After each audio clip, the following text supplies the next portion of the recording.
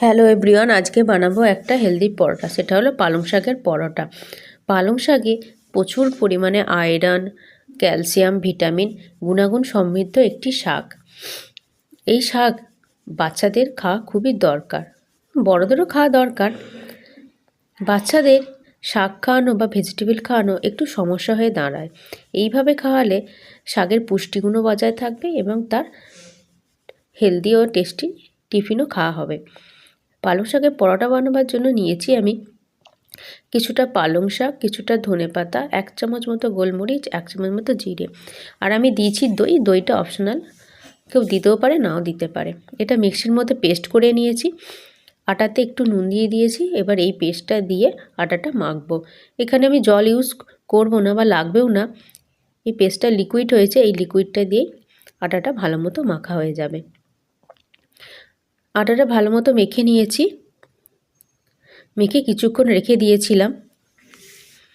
এবার এটাকে আমি পরোটার মতো বেলে নেব। আমি যেহেতু পরোটা করব, তাই আমি এটাকে ত্রিকোণ আকারে বেলবো। আর যেহেতু হেলদি টিফিন করব, তাই এটাকে আমি গুঁড়ো দিয়ে বেলছি। কেউ চাইলে এটা তেল দিয়েও বেলতে পারে। এই মাখাটা ছোট ছোট করে লুচির মতো বেলেও ছাঁকা তেলে ভাজা যায়, খেতেও খুব ভালো লাগে। দেখো পরোটাটা আমি বেলে নিয়েছি, আর এটাকে আমি বাটারে শিখবো। অল্প তেলে অল্প বাটারে হালকা হালকা করে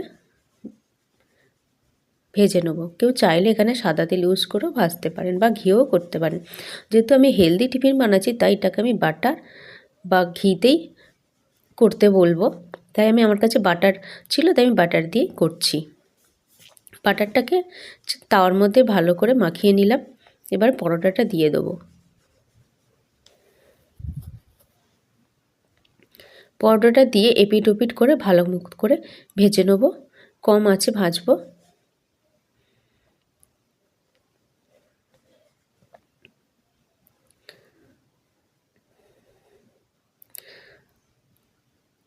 দেখো আবার একটা পরোটা দিয়ে দিয়েছি, দিয়ে এবার এপিট ওপিট করে ভালো করে ভেজে নেব।